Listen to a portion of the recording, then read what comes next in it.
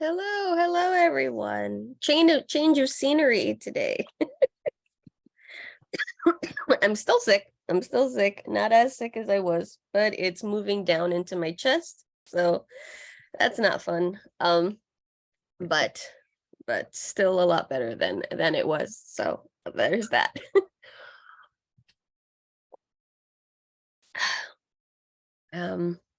So I'm tuning in from my kitchen today. And so I wanted to show you basically the plant hospital ward, our little plant clinic that we have set up here, with all the poor plants that have been affected by the winter. So there's a couple reasons why some of our plants were affected. So the winter, us being away for a month, that definitely, some of the plants I thought would be okay, and having family water them, those that needed watering, but they just did not seem to like it. They were not happy. There was also a big chill while we were gone. Here in New York City, the temperatures had dropped like into the 20s, 30s very, very quickly. And that really affected the plants, and the humidity dropped as well. So that caused some issues too. Then we were still, when we were leaving for Costa Rica, we were still dealing with a little bit of thrip infestation that we had started to deal with in the summer. And so I just actually found one really fat thrip yesterday, and I squished it. And I'm hoping that was I'm hoping I'm hoping that was it. We have predatory mites on a lot of the plants, so hopefully that kind of cleans up the rest of it. But I did a really big inspection on the plants here yesterday, just to see if there was anything in here. But yeah, and then we were sick. So both Brian and I have been really sick for the last few weeks. And so usually if I'm really under the weather, Brian will kick it into high gear and take care of the plants. But this took both of us out. And so we've just been, so a lot of the plants did not get the attention that they needed, especially the ones that just needed a little bit more looking after. So we ended up having to really kind of put everybody in the same area so that we can really give them the extra attention, make sure, yeah, that we can help them bounce back. Hopefully, we did lose quite a few plants. We lost a little bit. I think we lost about 13 or 14. So I was throwing out a bunch of plants yesterday that were just beyond, just beyond. But yeah, I wanted to show you what our setup looked like, and what we're doing with some of the plants and stuff. So yeah, so I'll show you that. But thank you for tuning in, and of course, good morning and good afternoon, good evening, depending where you're tuning in from.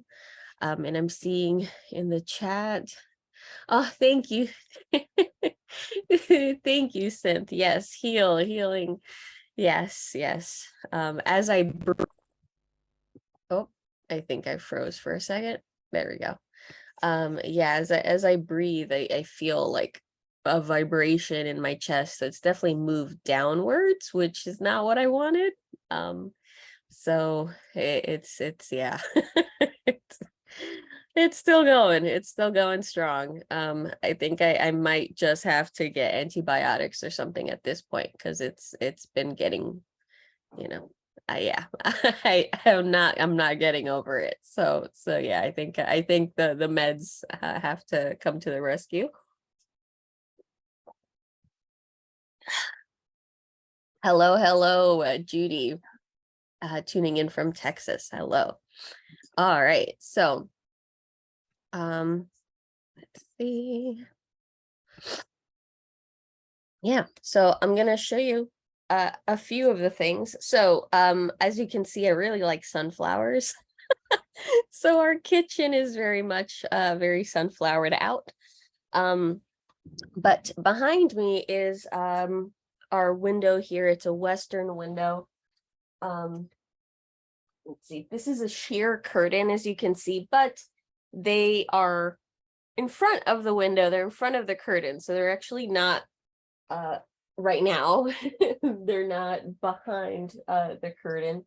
So the light can get really strong with western light, especially in the evenings. But if you can kind of see here, we have a courtyard.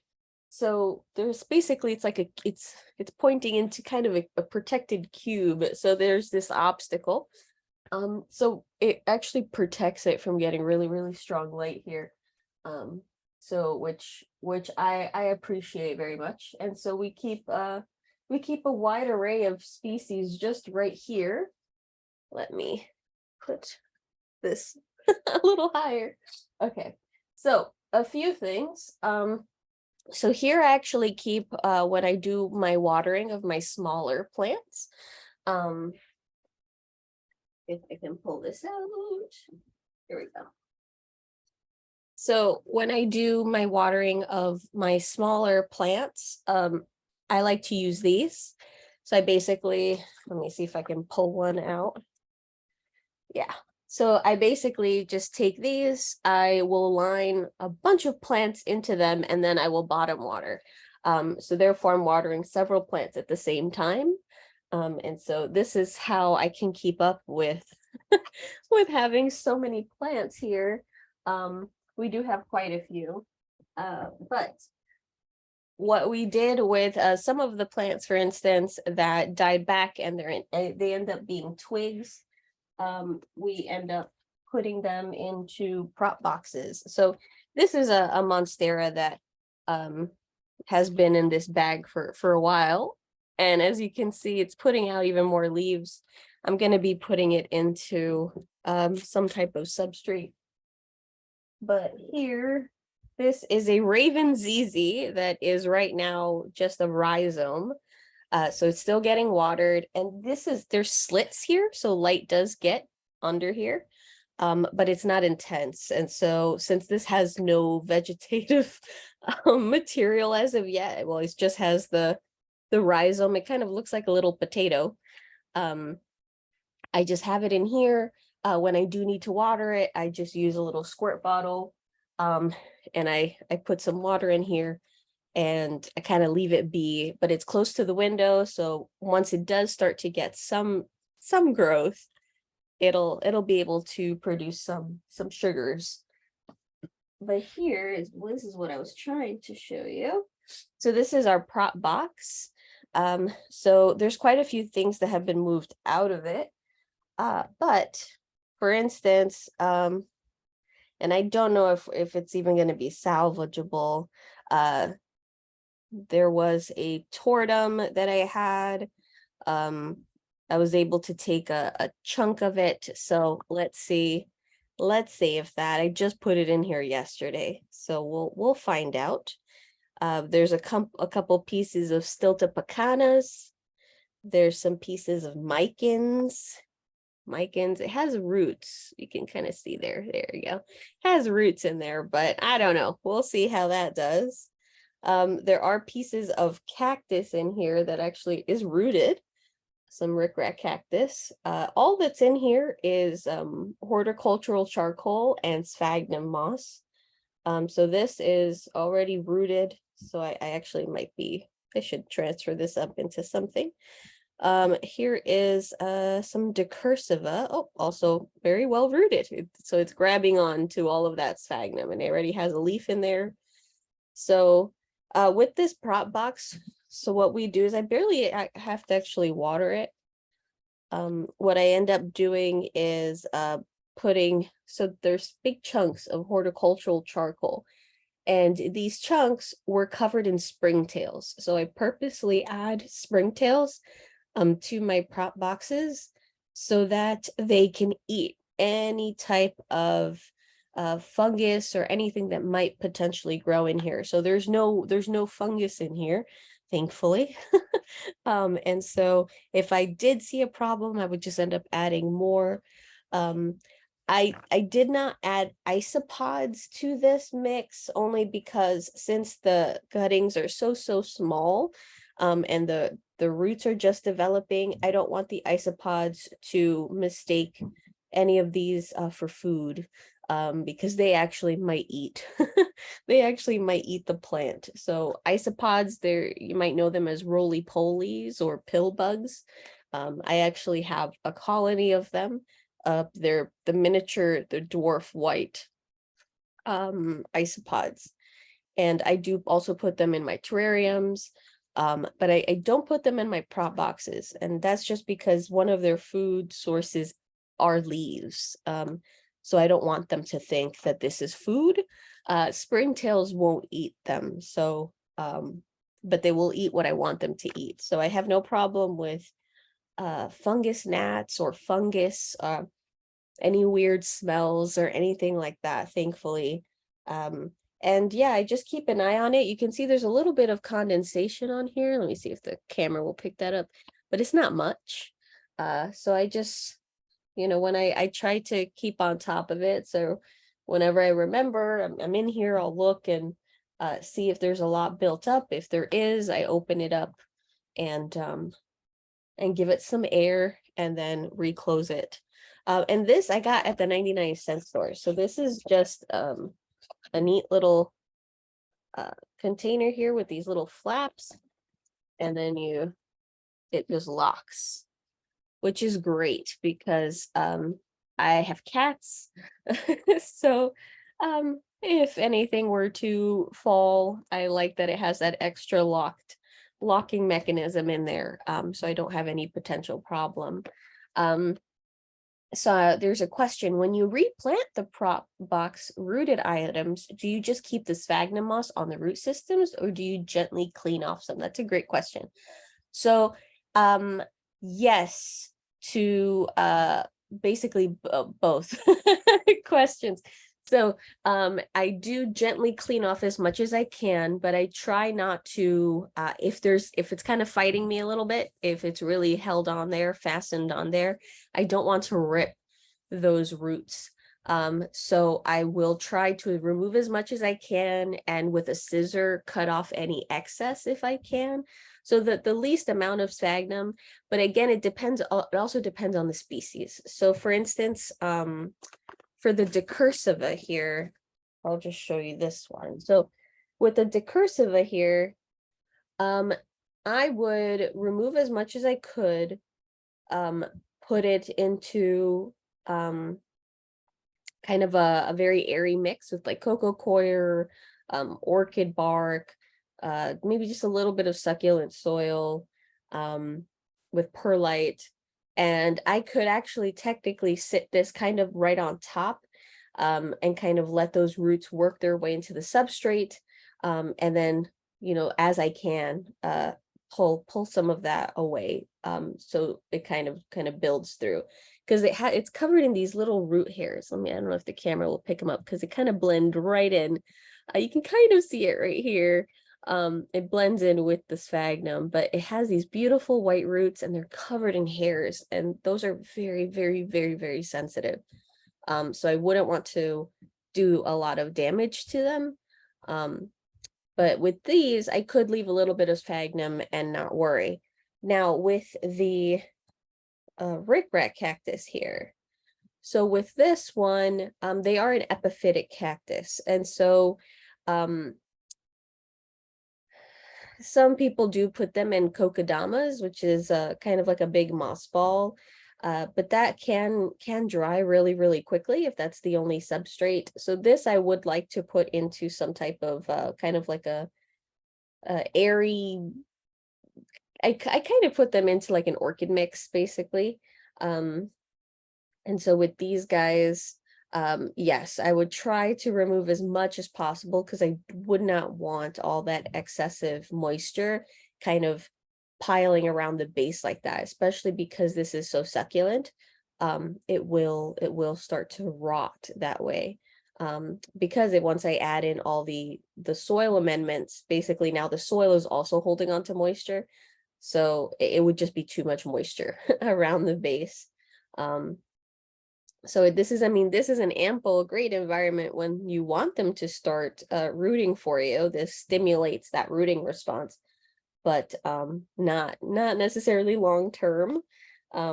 If you kind of forget about them, I've had quite a few that you just forget and then they will rot on you. They had leaves and they look great and you waited too long, and so so do stay on top of them. But I like to throw all different types of epiphytic cacti in here, and I still have, there's another little piece that I threw in. And this one, let me see, I'm trying to grab it because there's so much sphagnum around it. So it created roots in different parts of itself. So you can see what it's doing. But this is another epiphytic cactus. This is a little piece of I think this is a little piece of orchid cactus, and it's just kind of going to town. But yeah, so you should remove it. But if it's a type of plant that doesn't mind a little bit of sphagnum, you can kind of get away with less pestering the roots. Judy, do you think the water from a Brita container would be okay to use for my plants? I mean, it should be. Usually with the Brita, it usually takes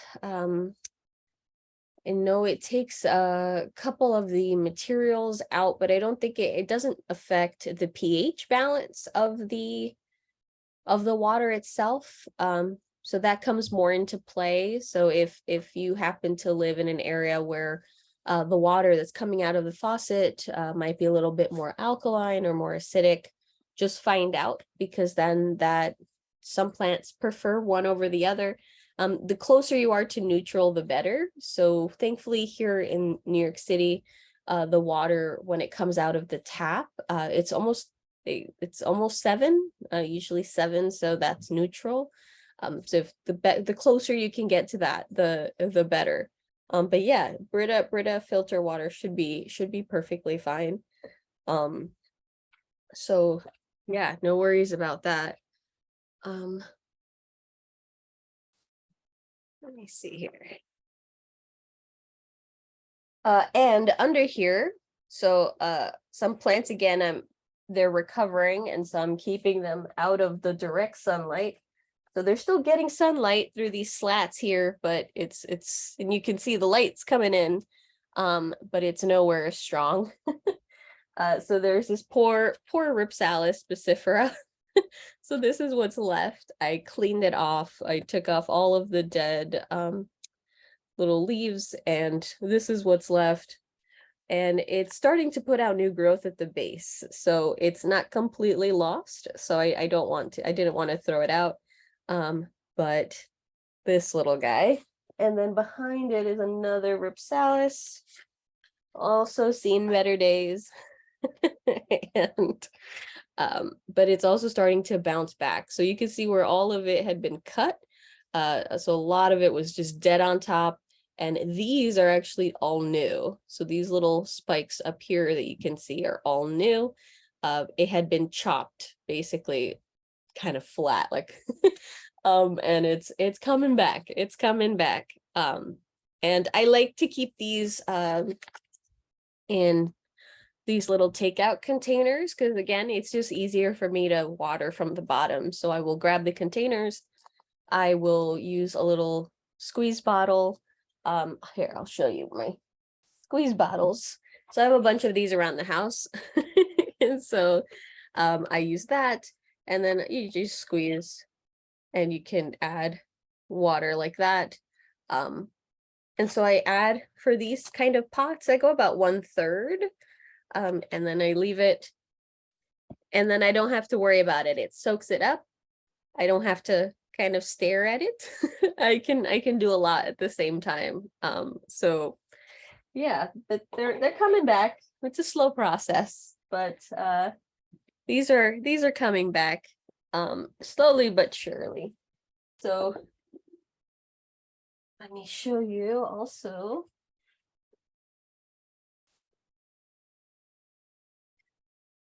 Get this little monstera. Get him some sunlight. Now that has to, I have to put that into something. Now this is where I fell. So right before our Costa Rica trip at the beginning of December, I was up on a step stool and I fell here. So this is how I bruised my ribs. This is what almost took me out. So I had gotten on a step stool right here, and I was getting that agave that's up there, that's hanging in the macrame there. And I was actually putting it back. I was putting it back, and I was stepping on the step stool, and I guess I shifted too much, and the step stool just kind of collapsed, and I fell on this.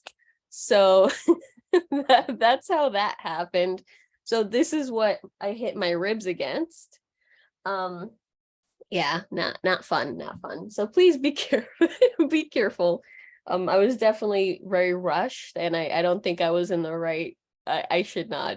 I was rushing, like you're not in the right state of mind and you're not paying attention. And when you're getting on a step stool, yeah, so definitely don't get on a step stool when you're rushed. It's not a good decision. It could have been so much worse. Grateful that it wasn't. It was very painful, but it could have been much more painful. So but when I'm leading with this story because these guys I had this compost. This is a philodendron composinieros. Oh my gosh. They call them compost for short, but it's a longer name. And this guy completely, I snapped him in half. Because when I when I fell, I broke some of the pots. Things went flying.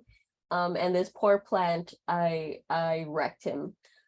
So what I ended up having to do was I broke the leaves that it had, and then I snapped it too. So it was just this really long plant with some leaves, and that was at the beginning of December. And now it's starting to come back. So here it's starting to put out leaves again. Here, so the nodes are getting so it kind of helped my fall. It because it had dealt with spider mites, so a lot of the leaves had died. So it only had like 2 leaves on it. They weren't very big. But I think falling and then causing it to break reactivated the nodes. So the nodes that were lower started putting out growth. So they put out leaves. These put out leaves. And so it's a happy accident. But the piece that broke off, I shoved it into another one of these, and it is also putting out leaves. So far so good. And in here, I'll put these here for a second so I can show you what's behind here.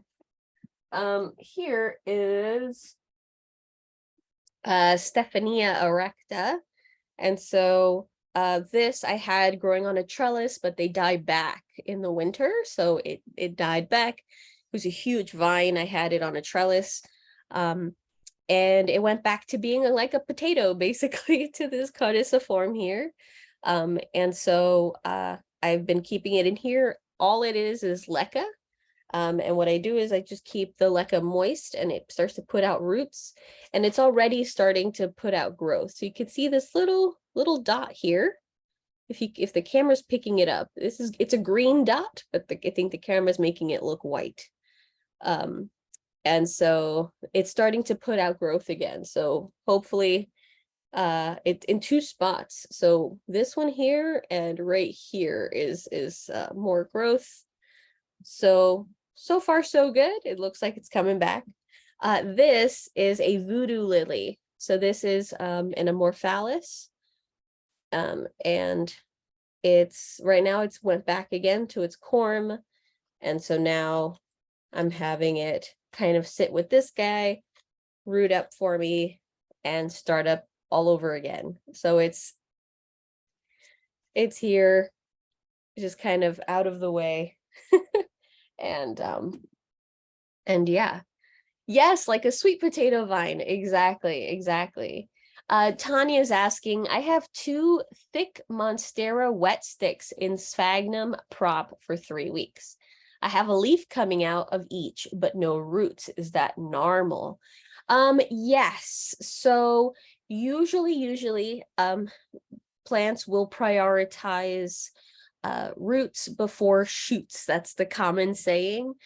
So they'll usually wait to establish before they can put out more leaves. However, if the plant was already in the process of putting out a new leaf when it was cut, also as a stress response. So as a stress response, plants can do a few things. They can end up flowering. So some plants, when they're close to dying, so maybe they're like drought, like they're drought stressed, they weren't getting watered enough, they will actually flower, but it's more of a last ditch effort to kind of propagate themselves.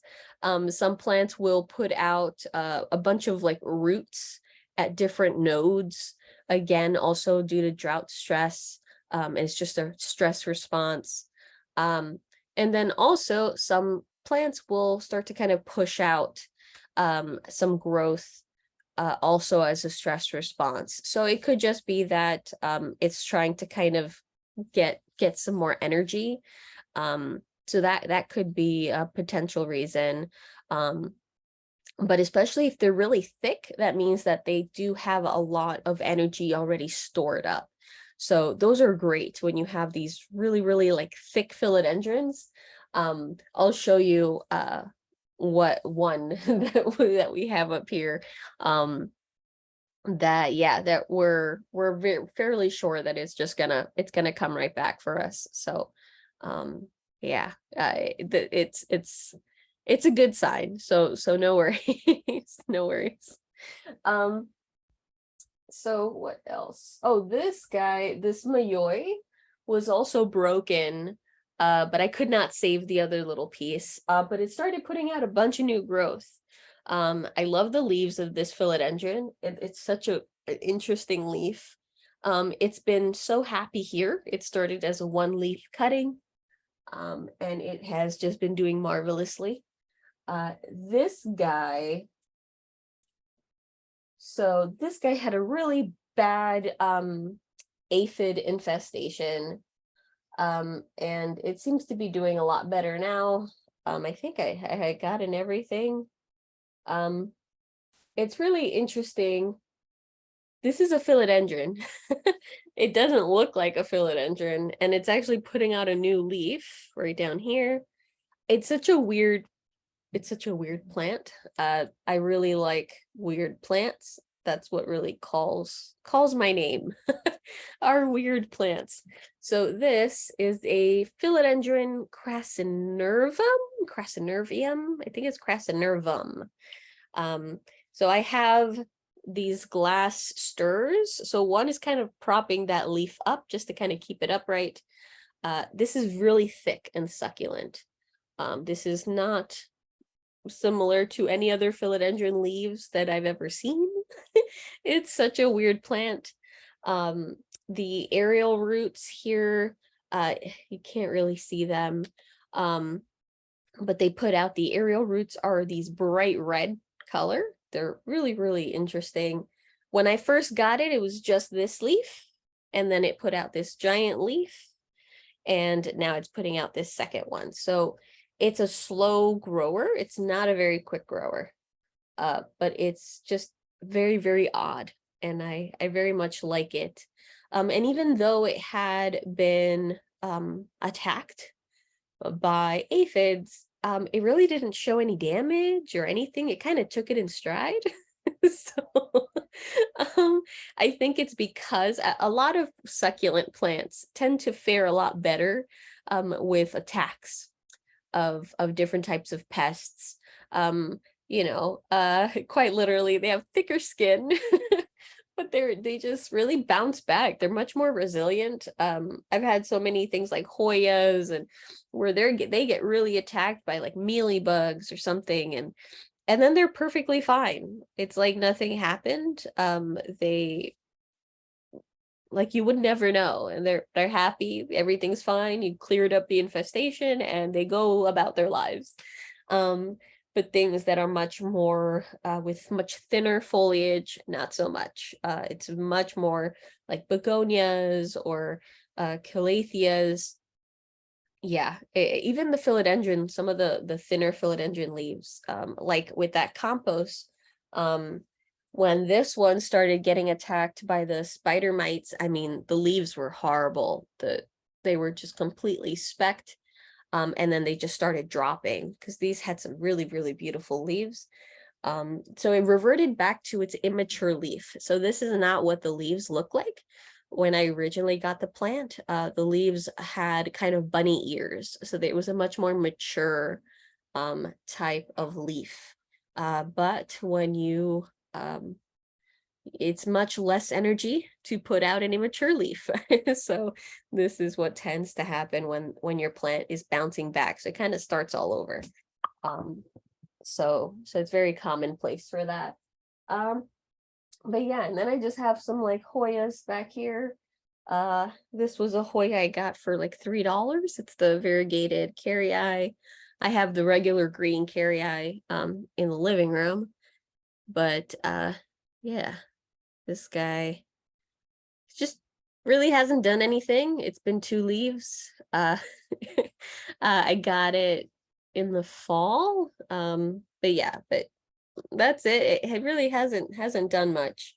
But because it has nodes, it will grow for me eventually. Just isn't doing much right now. Let me see here. Let me put this guy back.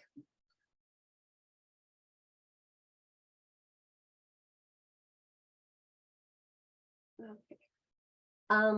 But yeah, so we have quite a few here that had bounced back.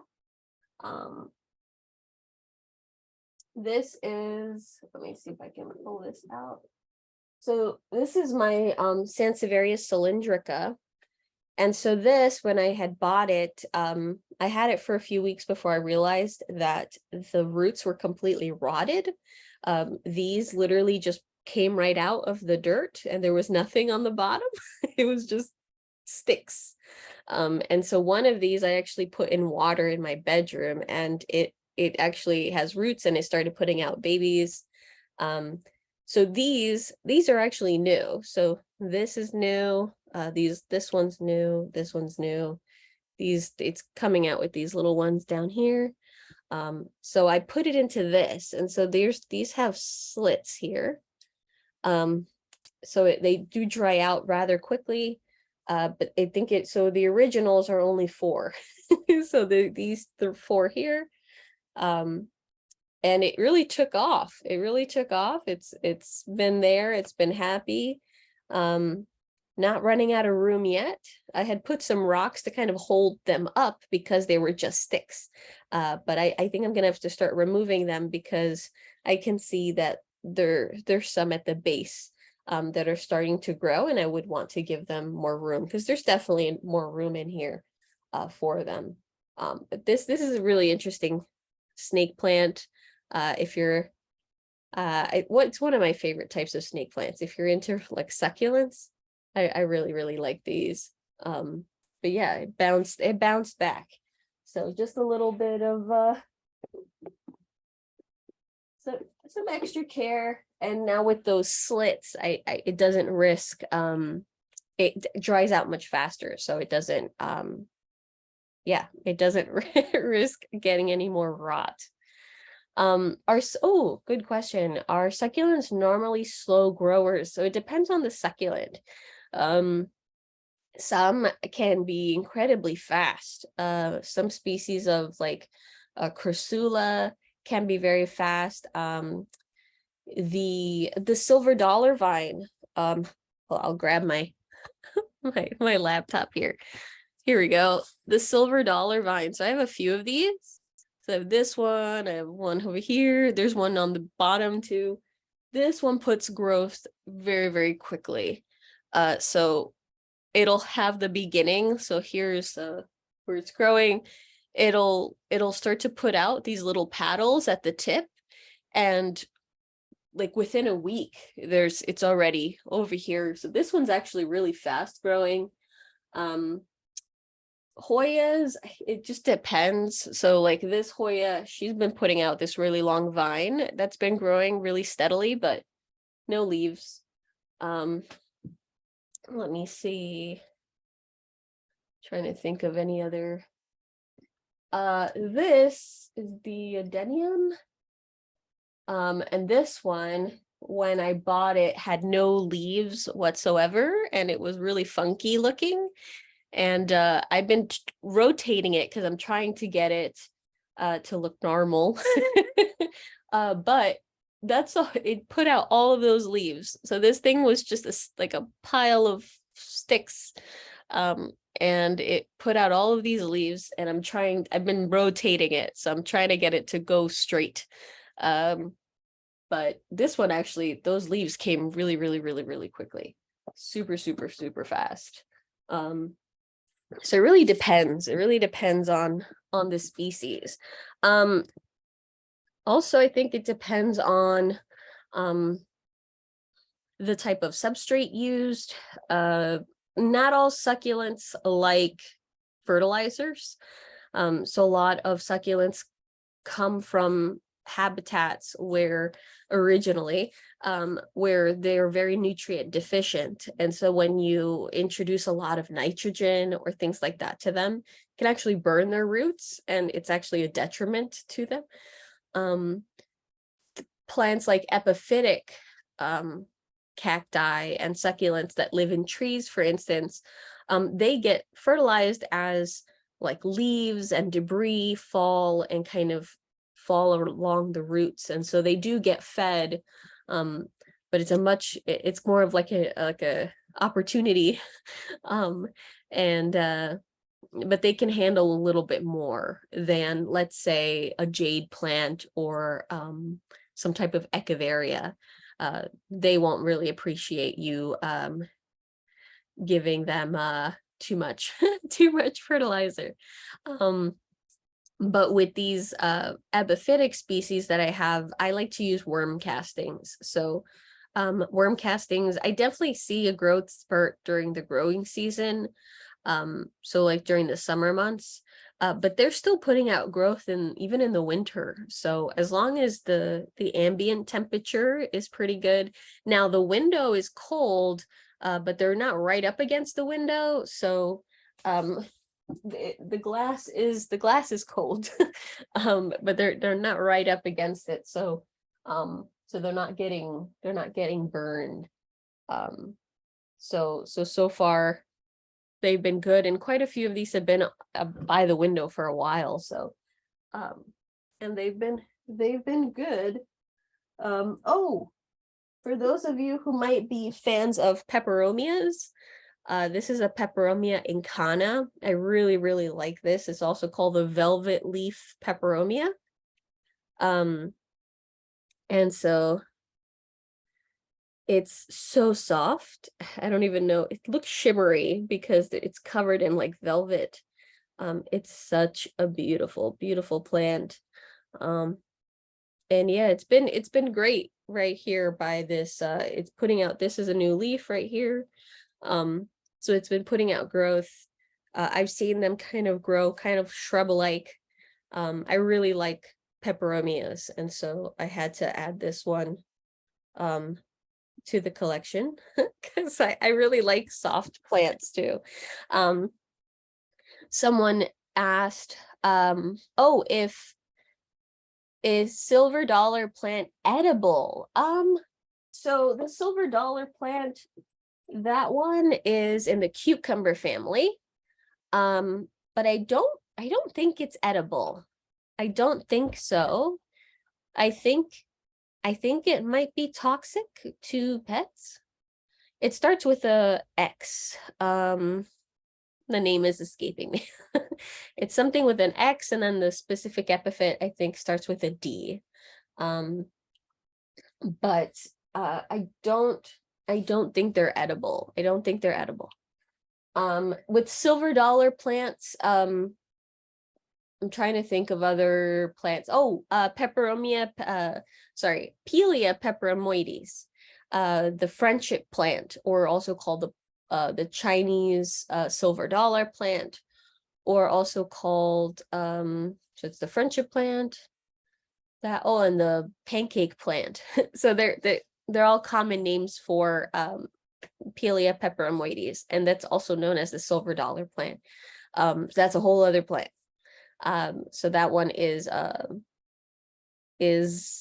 thinner foliage. It kind of looks kind of like it has like that growth structure where it kind of puts out leaves like this, but they're rounded and there's a little dot in the middle. And this is really, really thick. But the Pelia peperomoides, they're not as thick leaves, but it kind of has that look.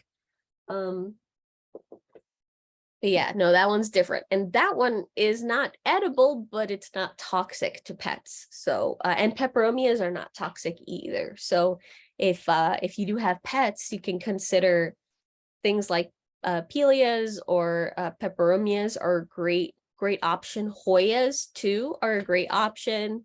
Things like philodendrons, though, are very toxic, are very, very toxic. So definitely don't have those around. So someone asked, Elizabeth, how do I know if a plant will root in water or in soil? I always put cuttings into water, and sometimes they root and other times they don't. Is that a desert rose? Yes, that is a desert rose, a very funny looking desert rose. So they had it at the market, and it looked really rough, and it just had like these branches, and it just had a couple leaves, and it looked really weird. And I thought it was fun. I like when they look odd. And so I brought it home, and then I've been rotating it because it started kind of turning. Yeah, but it put out all of these leaves. It exploded with leaves. And so it's like this funky desert rose.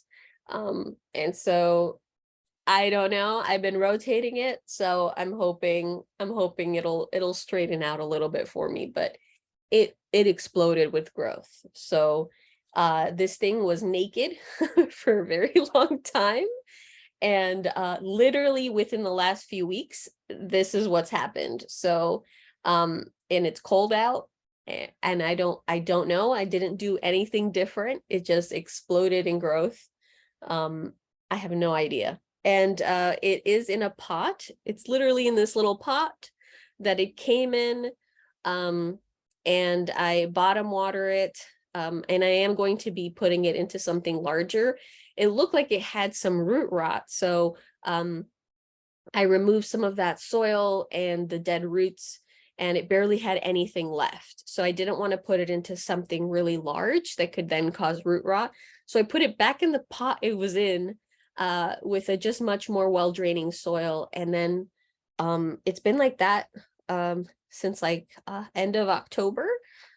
So yeah, I think I don't see, oh, I can see some roots. So I might be finally up for a little bit of an upgrade, but I just put it into this little show pot and it exploded. It's such a weird desert rose. But yeah. I am one of those where I see a plant and I see it and I go, no one's gonna buy that plant. If I don't buy that plant, no one's gonna buy that plant. It's gonna end up thrown out in a dumpster because it looks so ugly that people aren't gonna buy it. And then I end up bringing it home. And so I have the weird plants.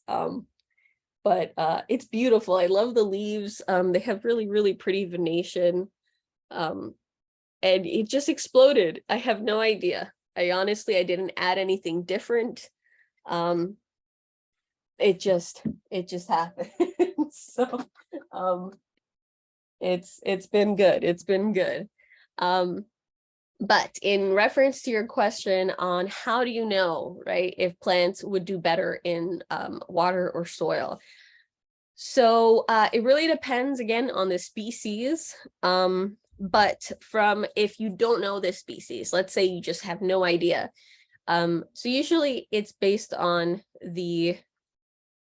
so I'd base it basically on the structure of the plant. So if it's something that's more succulent, I might avoid putting it in water because it might just rot. That could be a possibility.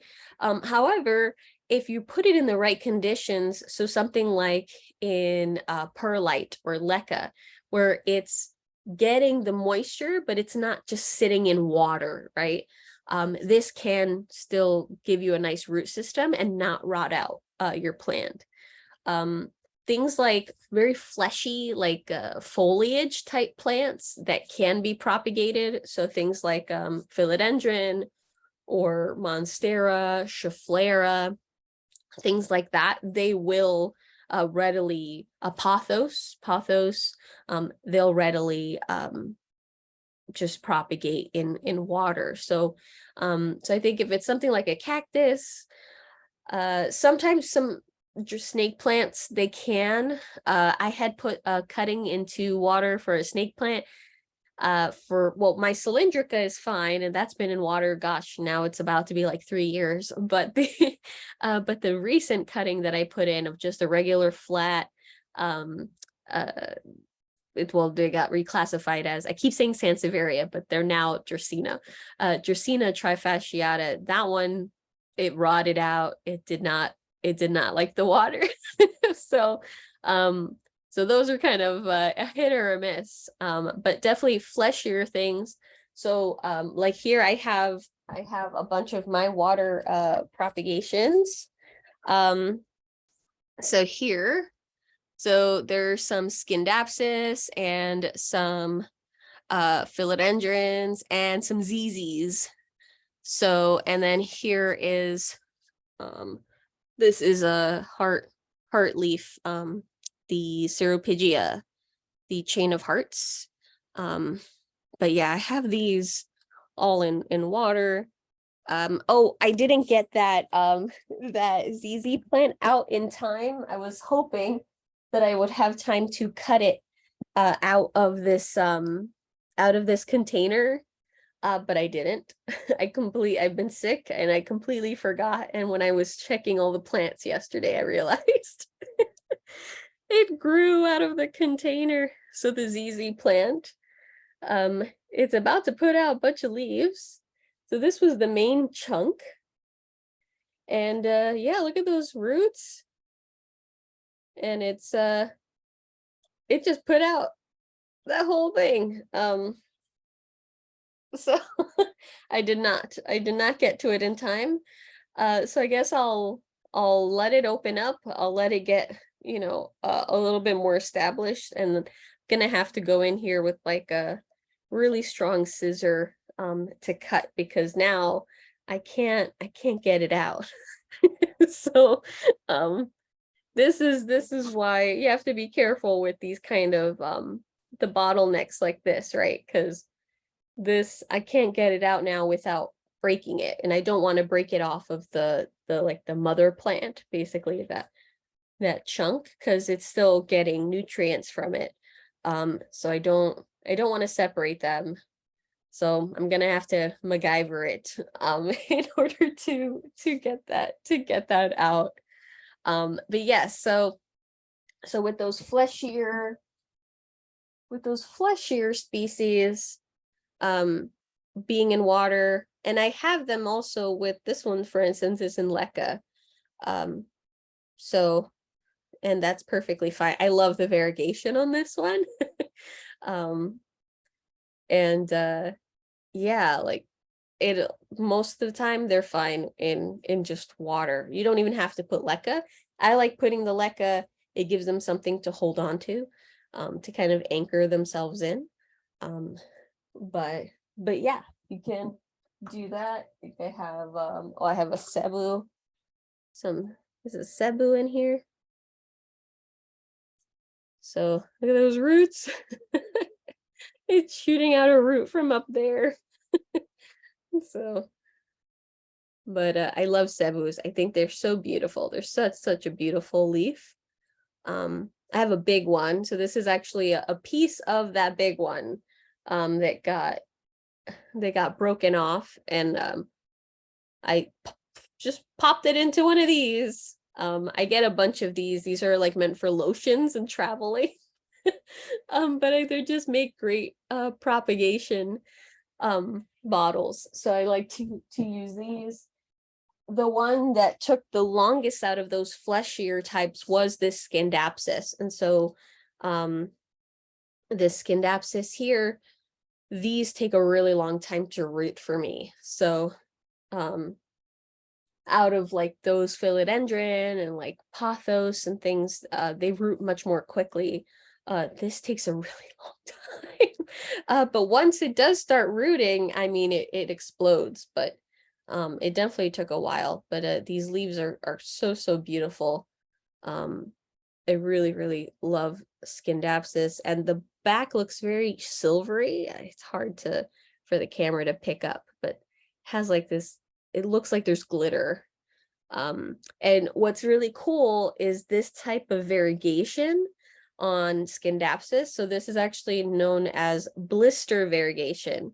And so blister variegation is caused by air pockets between the tissues of the leaf. And so where air and water gets trapped, and it kind of gives it this kind of glittery kind of look to it. And yeah, and it's this specific type of variegation. So you see this with Scindapsus, you see this with a lot of begonias as well, where they kind of look like they have glitter on them, and it's because of blister variegation.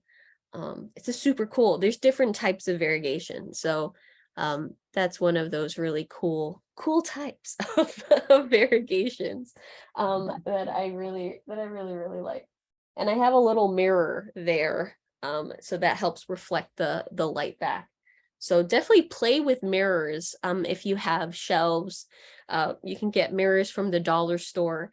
And I like to put it so the light's coming from here. So I put the mirror like here, so the light hits it and then bounces back. So it adds more light to that little shelf.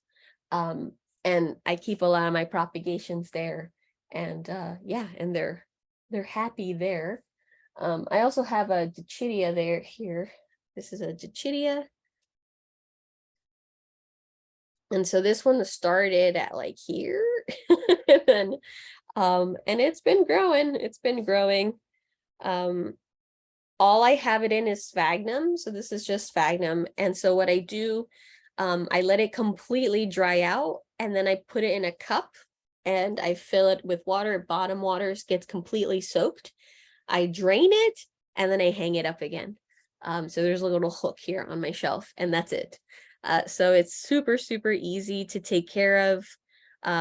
They are related to Hoyas, if I'm not mistaken. I think they are in the same family. But really beautiful, these succulent, really nice leaves. If you don't have a Dichidia, definitely recommend it. They're if you like Hoyas, you might end up falling into the Dichidia category. They're very beautiful. And yeah, so they're really easy. Oh, can all aloe plants be used like aloe vera, useful for first aid or burns? So aloe vera is specifically the species that is used medicinally.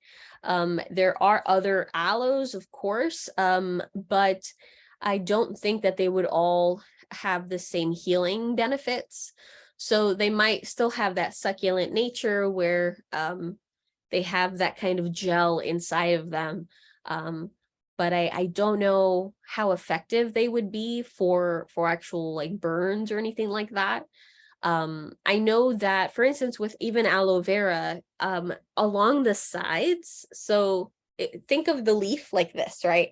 So when folks slice the leaf kind of long ways, to then scoop out all that gel, when they slice it, the edges of the leaves have kind of a yellow tint to them, and you want to avoid scooping that out, because if you're going to be taking it internally, so some people drink like aloe vera juice and things like that, that yellow edge, it's kind of like a resin, and it can cause it works as like a really strong purgative, like a laxative.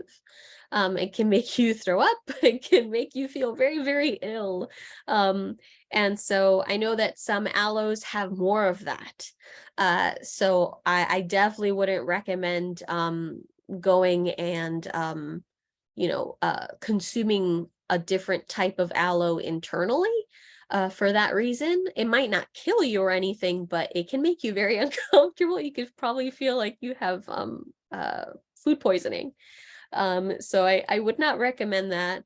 But I haven't worked with any other aloes or heard of any other aloes that can be used in the same exact way. Only aloe vera is the one I'm aware of. And I have different species of aloes just as houseplants, but I don't think I would be able to use any of those, or at least I'm not familiar that I would be able to use any of those medicinally, unfortunately. Unfortunately. Um, Someone's asking, is there a method to keep succulents small to keep them from growing too large? So again, it depends on the species. So some species like with the vines, here we go, like with these silver dollar vines, I mean, it's gonna become a monster. This started as a small cutting about this size. I think, where's the base? Oh yeah, it was long broken off, so the original plant isn't even here anymore. So this was the base. It had like a little piece here, and then this is all that growth that happened. And so with some succulents, you just can't if you're trying to keep something very compact. Now, if you're talking something like an echeveria, something that um, kind of in a rosette, and you want to keep it compact, they would continue to be compact. They might grow, but they will stay rather compact. But if they're not getting the right amount of light, that's when they start to stretch. So they stop looking like a little, almost like a flower. They stop looking like this rosette, and they kind of start going upward, which is what they're not supposed to do. And so that usually means they're just not getting enough light.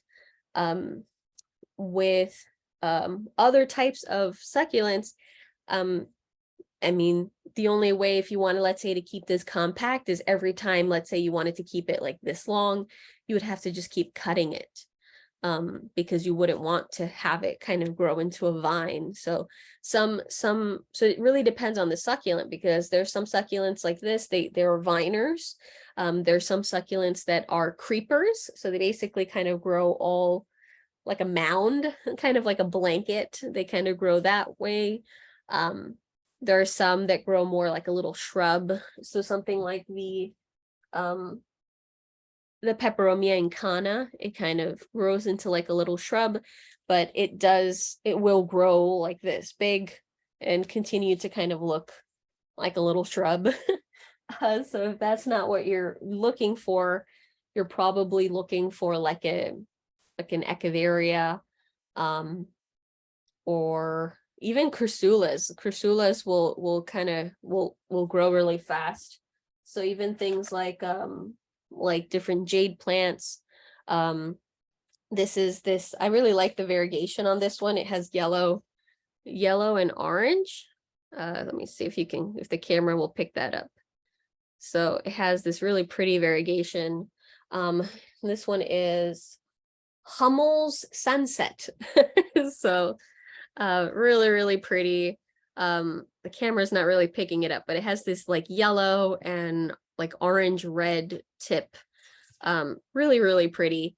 But this is a jade. So even though it looks really cute and tiny right now, hopefully with the right care, this will grow into a big jade, which will get a woody kind of base. The base, it's not true wood. It's more of like it gets cork, it becomes more of like a little tree, versus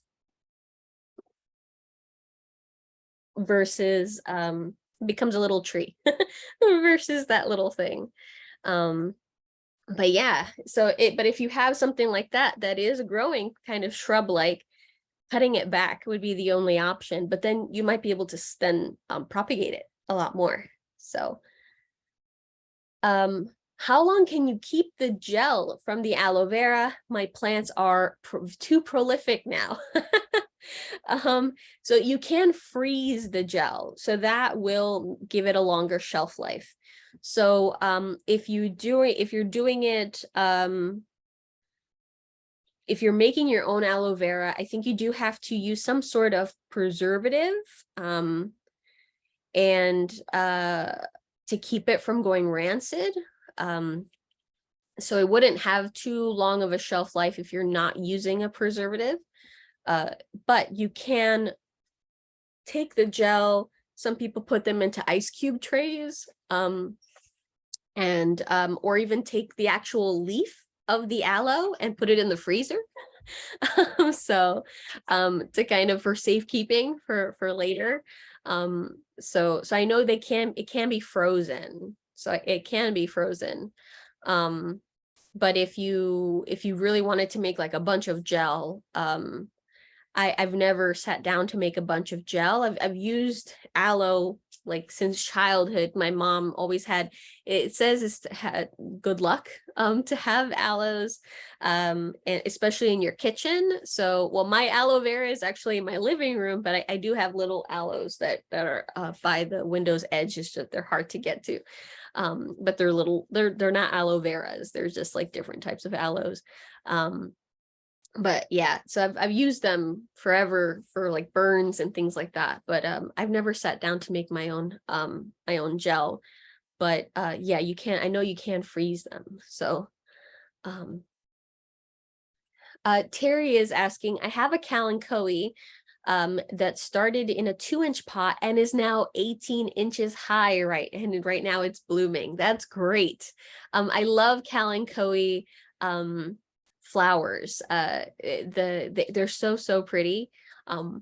There's so many different types of kalanchoe flowers, and I love them. I think all of the flowers I've seen from kalanchoes are really, really pretty. But yeah, they can easily start really tiny and take off if they're in a happier kind of location, right? They're getting the right amount of light, the right amount of water and nutrients, and they can take off. So so if you're looking for a very compact type of succulent, I'm just thinking you're probably looking at something like small echeverias, things that kind of stay in a rosette, that they might grow in terms of the size of the rosette, but they don't grow kind of where you can't manage them. So that might be the best route. Leona, my ivy plant tips are brown. What can I do? Oh no. So ivy, so if we're talking like English ivy, it's very so the green varieties are pretty cold hardy. And they can actually take a nice amount of light. They will start to turn kind of like a red, like a bronze kind of color. So they can handle cold, and they can handle cold, and they can handle a lot of sun.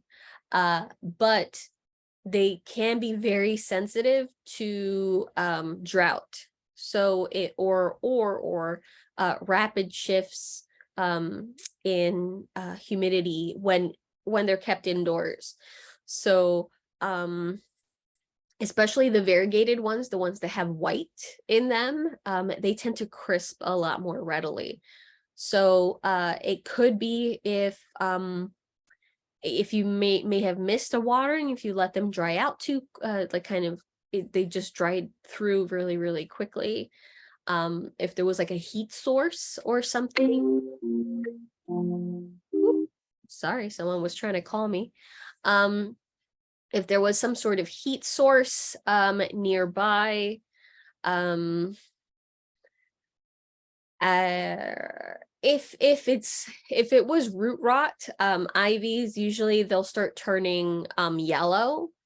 Before I usually don't see them crisping if you kind of overwater them. I've done both. I used to have ivy. The best ivy I had growing was just in water, like it was just in water for years. When I tried to grow them in pots, I either forget to water them and then they they die because I let the poor thing become just crispy because I forgot to water it. So I don't recommend putting them on a high shelf, right? So that's one big thing. If there's a plant that you have that does need you to water it more than every 2 weeks, put it somewhere accessible. So sometimes with the ivies, right, they're beautiful, so you think, oh, it would be a great hanging plant, it would be great if I put it in this shelf, right, because it cascades and looks so elegant. It's going to be more difficult for you to reach, and so it ends up more than likely, and this happens with a lot of other plants too. If it's something that's not very easily accessible, you might tell yourself, oh yeah, I gotta water it. Yeah, it looks thirsty. Oh, I'll water it. Yeah. Oh no, I gotta get it. And that definitely happens to me. So now I put most of the plants that are high up are plants like are succulents that can go 2 to 3 weeks, so that I have time. I have time to water them. Yeah, I had to keep all the plants that I actually have to water much more accessible.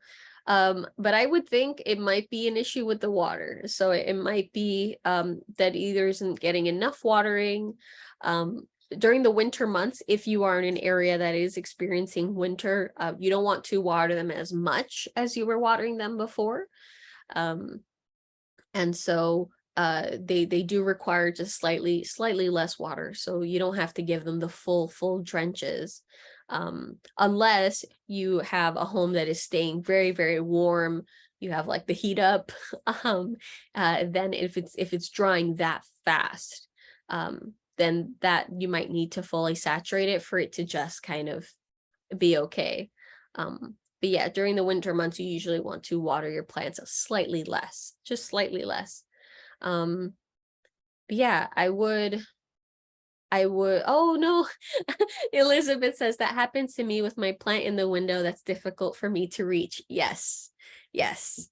That's why in our living room, so I have these pots. So these pots are flat on the back, and then you put your plant, you plant it in this little thing here with the slits, and then you just sit it in there. So I have these along my windows, on the wall itself, because you just put a nail and there you go.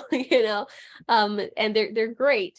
But I have one in the living room that's really, I kind of put it up high, and I didn't realize that at the angle it really doesn't get much sun. So I had tried so many different plants there, and even low light plants, thinking, well, maybe it'll do okay, and they just were not doing okay. But I had already kind of put it in like secured it to the wall. And so I ended up, just for that one, I put a fake plant in it. So it looks great, but it's a plastic plant because nothing grows on that top one in my living room. It just, nothing can survive. I've tried kalanchoes, I tried snake plants, I've tried micans like philodendrons, I've tried Hoyas, I had a Hoya bella in there. What else did I try? I've literally tried more than 5 different types of plants in that one pot, and I think it's just it's kind of right here in the window, and so while all these other pots get a great amount of light because of the angle of the courtyard, it like just that pot specifically just doesn't get enough light. And I was like, oh, but then if I take it off, it's gonna look weird because there's 4 on this side, 4 on this side.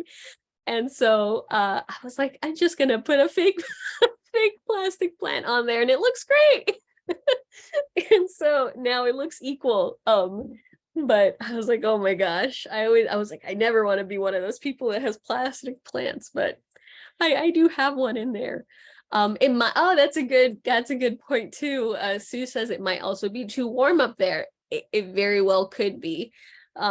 It's just one of those places where just none of the plants did well. So yeah, so I just did that. But yeah, sometimes there's just certain spots, right? You might have a great shelf and there's this one spot on the shelf that is just too far out of the way for the light to reach. So it's just like a bad spot. It's not, yeah. So, but yes, if you make your plants kind of inaccessible, yeah, it can make it much more difficult. Now for some of the plants that really got wrecked while we were sick, I'm gonna put this guy back here. We set this up, and so this is a little bit high, but it's right here, it's accessible, and Brian and I are taking care of it. So we set up like this little plant hospital section. So so we have here some of our plants that needed some extra loving, and then the ones up there. And so I'm going to show you.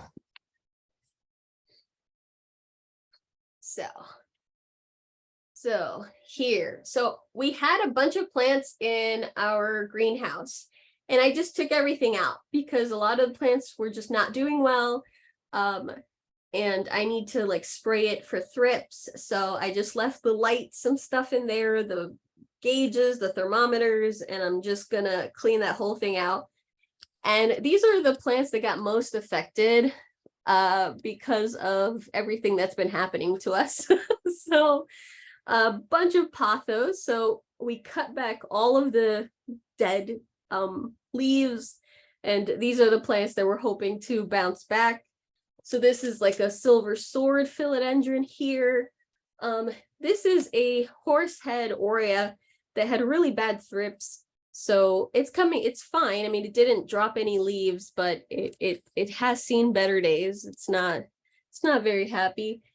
This is a 696, which actually has a bunch of growth at the base, and this is the last big leaf, but I think this leaf is going. It had some thrips too.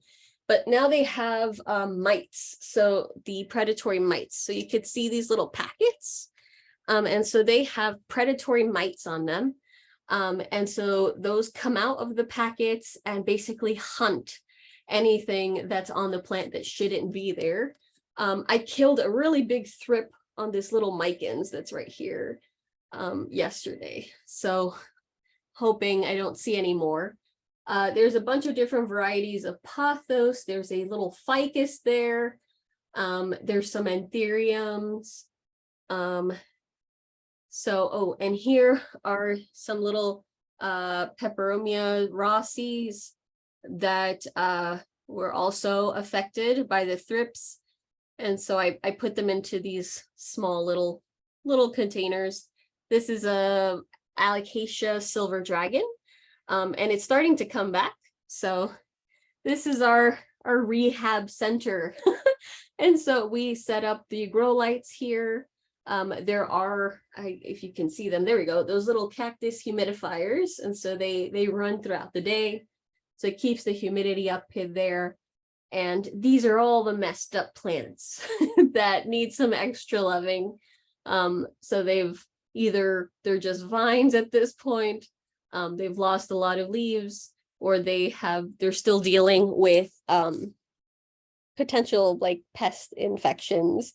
So yeah, and we have a lot of plant related kitchen stuff. So you probably see I have dishes and cups and everything with plants all over the place.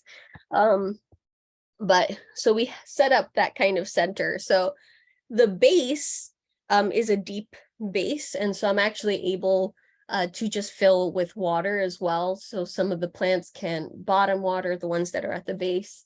And then that also adds some extra humidity. But yeah, those are all like the really messed up ones. So there are a bunch of just regular golden pothos. There is a dragon tail pothos there.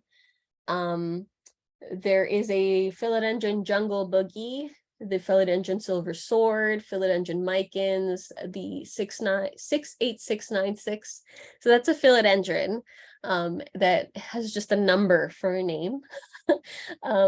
The healthiest plant there is probably that horsehead aurea, that lime green philodendron. But because it still had that infestation, I'm separating it from everybody. So that's why also we wanted to kind of keep everybody together, if they had any remnants of anything, and then kind of put the mites everywhere all over so that it kind of keeps that there. And if they have any thrips or anything that we have to worry about, and they have their own grow lights, so to just kind of let them be there. It's also higher up, so any humidity here in the kitchen definitely helps them. Then they have their own humidifiers, so we kind of set them apart up there. And we made a little hospital zone. Yes, exactly, my apartment could be designated a hospital zone. Yes, the poor plants that are being rehabbed there. I mean, thankfully, out of all of our plants, those are the ones that, didn't have a very good time. So out of everything else, everybody else is really happy. We're getting a bunch of new growth. So, all good. Even with this, this is the string of spades. I wanted to, I actually put this aside because I wanted to show you, but it's getting these new leaves. And I love these little leaves here. They look so freaking cute. I love the spades, the shape. I have a couple of these. These are Ceropigias. I have the variegated one. I have the regular greens. But yeah, I just love Ceropigias, and this one's really pretty. And this was a Kalanchoe, a cutting, and it just growing really happily, and so now I don't want to take it out.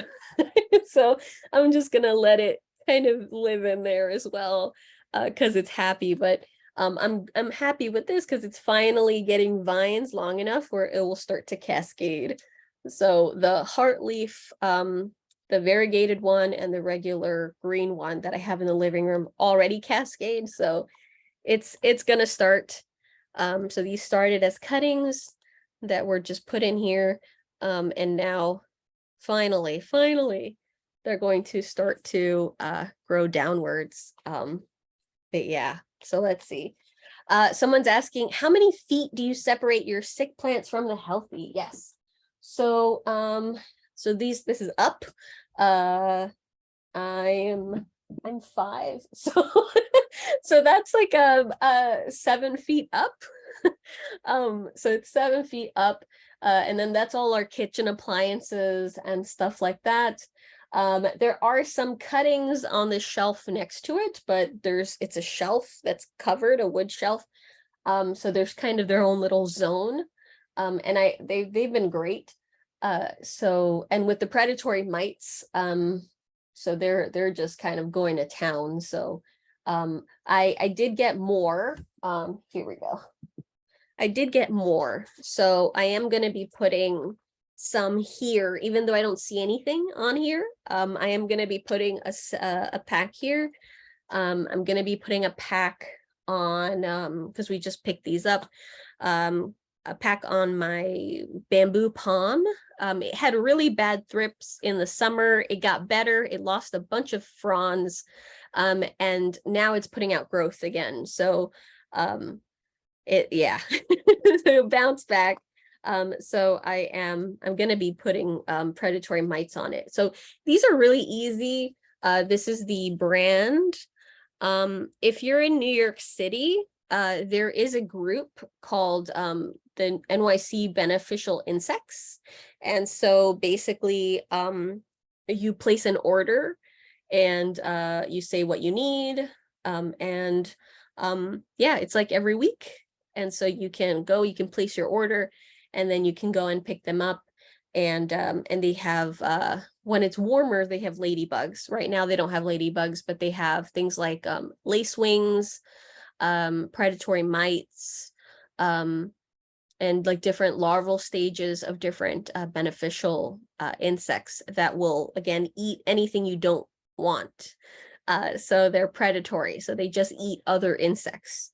So they're really neat and they're really easy. So these are just attached, but you rip one off and then you hang it on the plant with the QR code facing the branch or this main stem.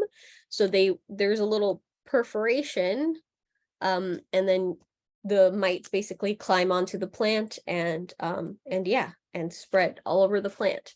And they don't harm your plant at all.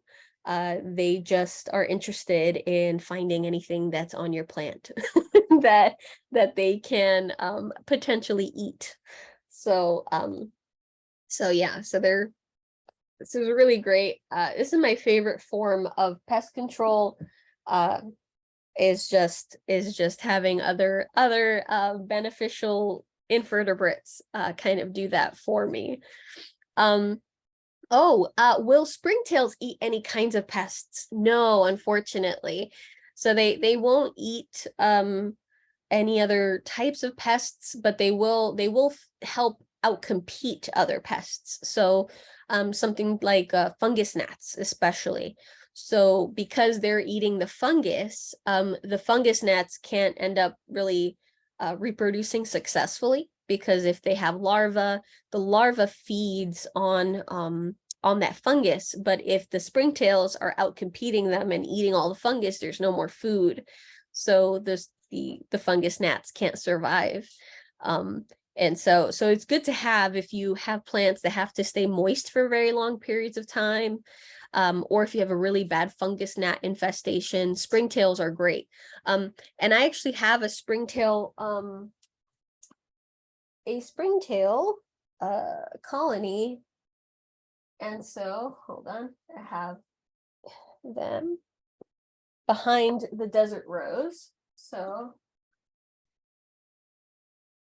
here. So I have my springtails. And so all it is horticultural charcoal in a takeout container. I have to add more water in here. There's still water. You could see the water in there. And they float on the water. I don't know if the camera is going to pick them up. But these are springtails. Oh, there we go. So you can see the white, the little things that are moving around, and they're white. So these are springtails. They're completely harmless. And all I do is feed them a little bit of wheat germ. And wheat germ nutritional yeast as well. Here you go. And that's all you do. And they just keep growing. And so your colony keeps growing. It's super easy, super easy to grow. If also, I've recommended this to folks too that are trying to deal with fungus gnat kind of infestations. Just try to get your hands on some springtails, and you keep the colony going. So this colony I've had for about 2 years, and I keep using. I'm just throwing some yeast in here. There you go. And so yeah, they're kind of like fish flakes. So I just throw the yeast in there, and they just eat it. And it's literally purified water and big chunks of horticultural charcoal. Feed them, and that's it. So what I do is when I'm ready to apply them to my plants, then I take a piece of the horticultural charcoal that's covered in them, and I would transfer them onto the plant. Or you could also tilt your container and they'll jump out, or they float on the surface of the water. They're not drowning, they're just kind of floating. So you can actually dump a little bit of that water into your plant as well, to transfer them. And they do hop because they're called springtails. So they do jump, but they're harmless. They're not going to do anything, and they're not going to ruin anything. They don't eat wood or anything like that. They're just interested in fungus, fungus and rotting things. So that's, that's all you have to worry about. Oh, what were in the Bioline bags and what do they eat? Yes. So the Bioline, Bioline, I think it's Bioline. Yeah, these are these are predatory mites. So these are the predatory mites, and these specifically eat they're a generalist species. I'm trying to remember the exact name of the species I ordered this time. I like to switch it up. So we order every couple weeks, and I like to get different species so that you never know, just to see kind of the success rates. But this one is a generalist, and so it'll eat not only baby thrips, it'll eat baby spider mites, it'll also eat baby mealybugs. And so generalists are, if you can find them, they're better because they cover a wide variety. But if you have a very intense infestation from a specific insect, or, well, it's not all pests are insects, but invertebrate, then yes, getting one that would probably just be focused might be your best bet, because it's not worried about, it's just there to get things. Oh, Rosemary, yes, aphids. So I think, I'm not sure if this species, they might eat young aphids as well. But there are different ones that can attack aphids. Ladybugs love aphids. So ladybugs love them.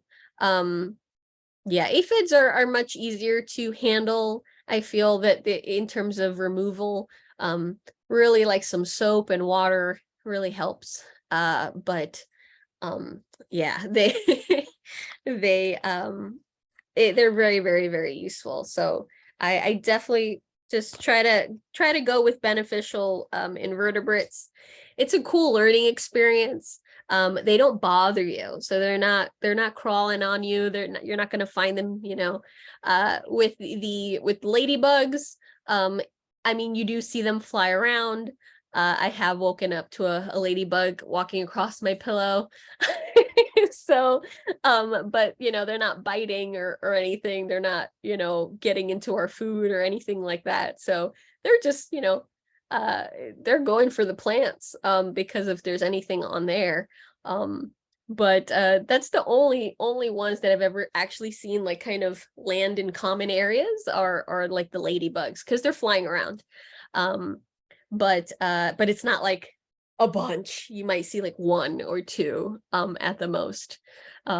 But everything else, like the lacewings or mites or anything like that, they all stay on the plants. So they're not really venturing anywhere else. So it's cool. I mean, I personally like them. I'm also an environmental educator, so it's like this little ecosystem that is existing in our home. And so yeah. So Jamie is asking, do the ladybugs ever escape and make your neighbors angry? No. No. We've never had any issues. They've never gone into other apartments or anything like that, thankfully. The only time we've ever had a bug escape issue, it was before the pandemic. So it was definitely before the pandemic. So it was like maybe 2018, 2019. A friend of ours, we had asked him to pick us up some crickets because we have reptiles and frogs. And we only meant like 30 to 50 crickets, right? That we didn't need more than that. And he gave us a box of 1,000. And he just drops off this box. And we were like, holy moly, this is a lot of crickets. There's no way our animals can eat this amount of crickets. And I don't know what to do. And I left the box sitting in the bathroom overnight, trying to figure out, well, how am I going to get them out? Like maybe I have to contact some friends that have reptiles too to give them free crickets, because there's no way I can't feed 1,000 crickets off to our animals. And during the night, the crickets had chewed through a corner of the box. So we start hearing crickets, and I go into the bathroom and there's a bunch of crickets, and we were freaking out. We were trying to gather them up. I was putting tape on the box, trying to figure that out.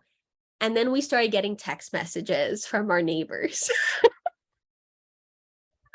They were like, why are there crickets? There's crickets in my apartment. And we were just like, oh my God. And one of our neighbors downstairs, she has a light fixture that's a globe, like it's like those globe fixtures. There was crickets in her fixture.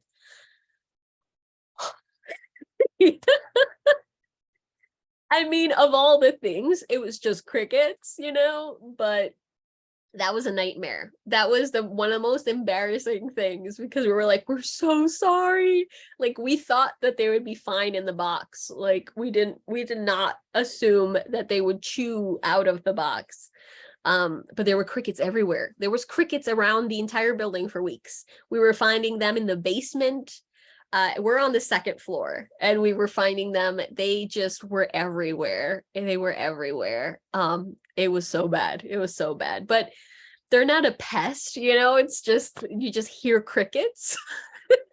So thankfully it was it was cold. So I think it was like a March. It was like a February or March, something like that. It was still really cold out. So so they didn't last very long. But that was the only time we've ever had something bad like that happen. But no, the ladybugs, they stay. We keep the windows sealed, whenever we release ladybugs. So no issues with escapes, and never ever. I've never seen them in the hallways or had any of the neighbors complain, thankfully. So no issues with the ladybugs, but we have had an issue with crickets. Sue, could you create a list of these critters used to heal plants and how to use them? Sure, yeah, absolutely. There's a great YouTube channel too that the NYC Beneficial Insects has created, and they actually have a whole playlist on how to release specific types of species. So some of them you have to open the packet, some of them it's just like this, you got to hang it, how to properly release ladybugs and things like that. So I can toss that and share that too. And yeah, and put a list of the ones that I've definitely worked with, along with other species that would be good if you might be able to find them. But yeah, so I just wanted to show you another part of the house. I think I should start doing that because we have plants all over our house, and so I should I can set up in different rooms in the house to kind of show you certain plants. But yeah, and here I didn't even show all of the plants because we have a bunch on the windowsill. So this is a shelf, and then behind here on the actual windowsill there's a bunch of little plants. There's at least a dozen. So there's like different Ripsalis. There's a bunch of cuttings, Cissus, Quadrangularis, which is more of a succulent grapevine. There's aloes. I think there's jades. Yeah. so there's quite a few here. But yeah, so it's always fun. So I'll see if I can switch it up and take you from room to room. Oh, thank you, Deanna. You're welcome. You're most welcome. Yeah, and oh, and I was gonna let everyone know, I'll share it on the Facebook page, but there was a book that came out that they just released on Kindle, and I wanted to get this book. It's been on my wish list, but because it was finally really cheap on Kindle, I just got it on my Kindle. I'm running out of shelf space for for the books. I got to choose books or plants. So I got this as an ebook, and I just started it, and it's really interesting. So I think right now it was available like $7.99 or $8.99 as an ebook on Kindle. So if that's something that would interest you, but it's called well, let me see the glare. Hold on. Here we go. Here we go. Hortus Curious. So it's about discover the world's most weird and wonderful plants and fungi. And so it goes into a bunch of really fun, odd species and what they look like and their type of environment and the type of relationship they have in the ecosystem, and like weird things they do. So whether that might be smells or the way they release their seeds, or just it's just weird plants. And for me personally, I love weird plants. So I've wanted this book for a little while. And so yeah, I wanted to kind of put that in there. There's also like a whole section on mistaken identity. So plants that look like other things, fungi that kind of look similar to plants. It's really, really interesting. So definitely check it out. I'll post that in the Facebook group as well, but it's called Hortus Curious is the title of the book. I think it's backwards, but Hortus, like horticulture. So Hortus Curious. So if it's something that might be of interest, check it out, because it's a fun book so far. So there's even things like the most wearable plant, the status symbol, a tree with some bounce. So there's just some really, really fun things in here. So if that's something of interest, definitely check that out. And yeah. Oh, you're very, very welcome, everyone.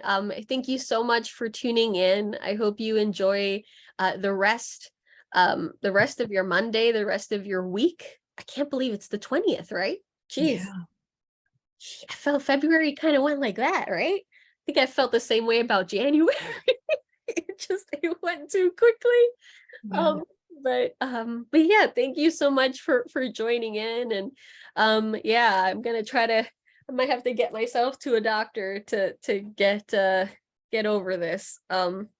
But yeah, so I'll definitely tune in next week, and yeah, we'll continue. But have a great one, everyone. Thanks so much for joining in today. You're welcome. Bye, Jocelyn. Bye, everyone.